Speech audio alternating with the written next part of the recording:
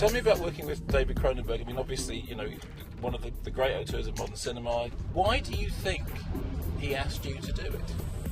I have no idea.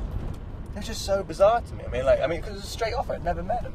You know, you sometimes think it's about financing, just purely about that. When you think, but it's like, how could it be about that? It's Cronenberg. He's never done that. And it's just, I don't know. He just had a feeling.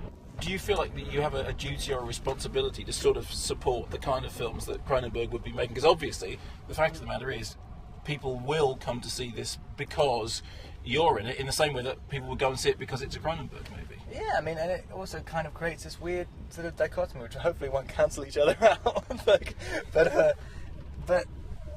I don't know. I don't know if I necessarily feel a responsibility for it. But I mean, you know, whatever little power I have from doing a franchise, like, I want to channel it into that, because otherwise there's going to be a stranglehold on every single cinema with just movies that cost $200 million because so many people are invested in it. Sure. They need to get the money back.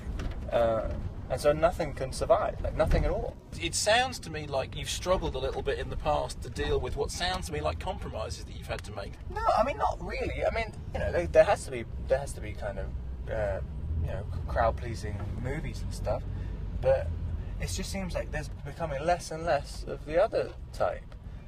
And it's especially annoying for an actor when it's basically, if you want to have a career, you've got to play a superhero. Right. And that's it.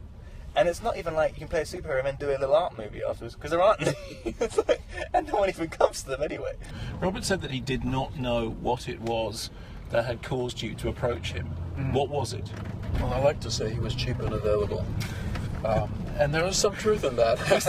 Well, because I knew that, you know, he's done some big movies, of course, some big successful movies, and he had to know, of course, that doing a small independent film, you don't get paid as much, and that's not the reason you do it. No, you sure. do it because of the art and because of the challenge, and I felt that he was at a point in his career where he might be interested in this, and I thought he was a really good actor.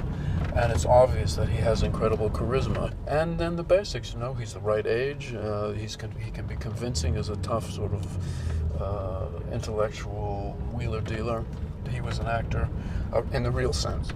Are you very specific about what you require from actors? I mean, obviously the dialogue is not malleable. It's very clear. It's very clearly delineated. Well, I tell them that, you know, we're doing the dialogue. You know, we're not changing it. We're not improvising the dialogue. But I really want your collaboration. I really want your involvement in terms of figuring out the choreography of the scene, the expression of the scene, the emotion of the scene, the meaning, the rhythm, the music. I mean, they're singers, you know. It's like saying, okay, we're going to do a Bob Dylan song. Of course we're not going to change the words. Everybody knows the words. Yeah. But you can sing it, other than that, you can sing it any way you want. You can slow it down, you can speed it up, you can change the register, the instrumentation can be absolutely new and fresh.